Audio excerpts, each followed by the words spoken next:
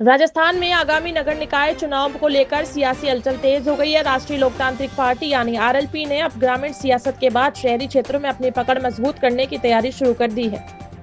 RLP संयोजक और नागौर सांसद हनुमान बेनीवाल ने संगठन को चुनावी मोड़ में लाते हुए प्रदेश के 41 जिलों के लिए प्रभारियों की जांबो सूची जारी की है।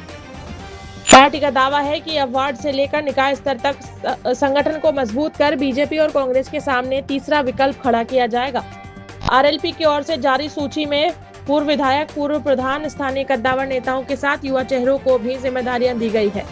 पार्टी नेतृत्व ने सभी प्रभारियों को तत्काल अपने अपने जिलों में पहुंचकर संगठन को सक्रिय करने के निर्देश दिए हैं। प्रभारियों को स्थानीय कार्यकर्ताओं से सीधा संवाद बनाने, वार्डवार संगठन की स्थिति की समीक्षा करने और चुनावी तैयारियों को गति देने की जिम्मेदारी सौंपी गई है।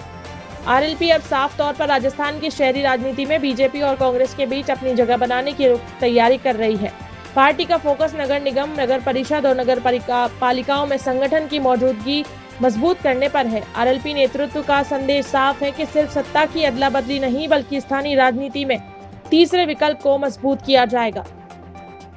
पार्टी का दावा है कि बीजेपी और कांग्रेस से नाराज स्थानीय नेताओं और युवाओं को आरएलपी के साथ जोड़ा जाएगा और वार्ड स्तर पर मजबूत उम्मीदवार उतारने की तैयारी की जाएगी।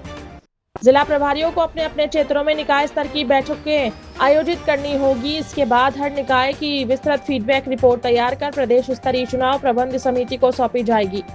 रिपोर्ट में स्थानीय राजनीति समीकरण, संभावित प्रत्याशी, संगठन की स्थिति और वार्डवार चुनावी माहौल की जानकारी शामिल होगी। यानी आरएलपी अब टिकट वितरण से पहले जमीनी रिपोर्ट के जरिए चुनावी गणित समझने की कवायद में जुट गई है। आरएलपी ने संगठन में अनुभव और युवा ऊर्जा का संतुलन बनाने की कोशिश की।